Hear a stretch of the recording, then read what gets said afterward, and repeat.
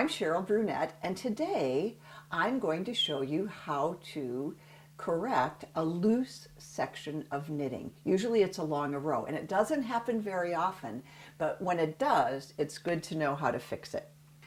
I would not have thought to do a program on this particular subject except a couple of years ago when I was the teacher for a weekend retreat in northern Michigan. One of the knitters, we were all making sweaters together. We all made the same size sweater. And one of the knitters ended up with one row that was twice as long as the rows above and below it than her regular gauge. She doesn't even know how it happened. I don't know how it happened either, and it didn't really matter.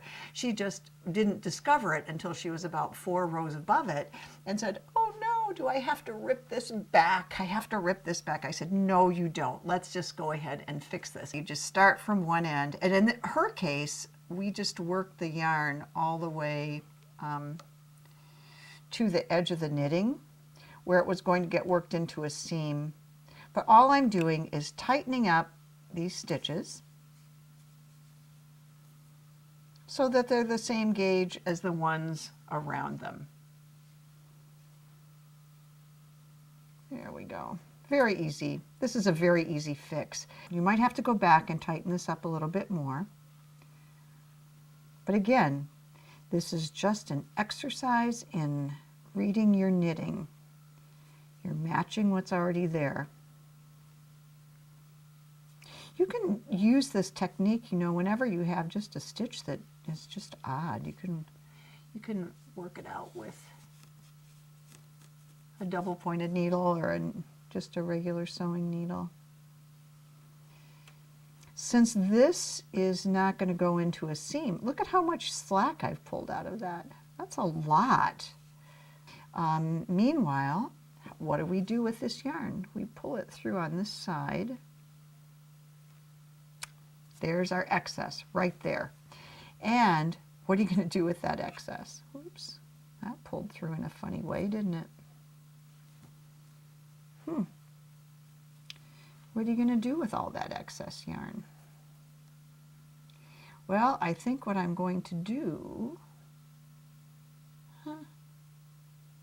there's actually an error there. Oh no, I didn't pull it through at the right place.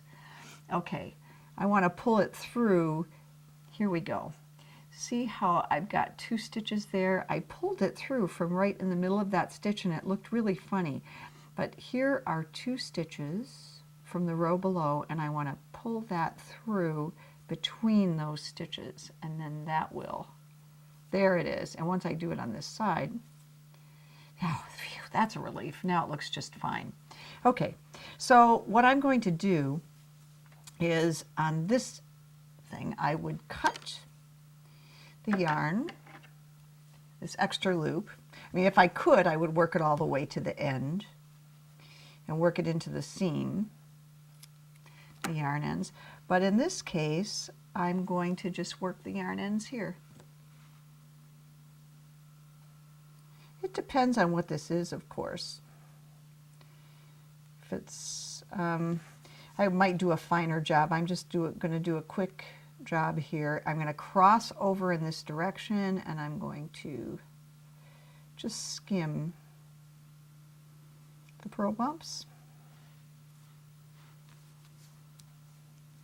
And if I were really doing this, I would do it all the way down, and I'm going to take this one and go in that direction. And that will close up the little hole that it had formed on the other side, where you have that gap.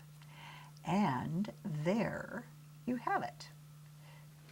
So you may not need that skill today, but believe me, if and when you do need it, it's a very nice little thing to pull out of your knitting toolbox. Until I see you again, be brave and enjoy your knitting. Let's back up a little bit, shall we? This is like too scary. Yeah, it's like you don't have your nose down on your knitting. Hi, I'm Cheryl Brunette, and and now that threw me. Okay, I gotta think again. I just had a deja vu.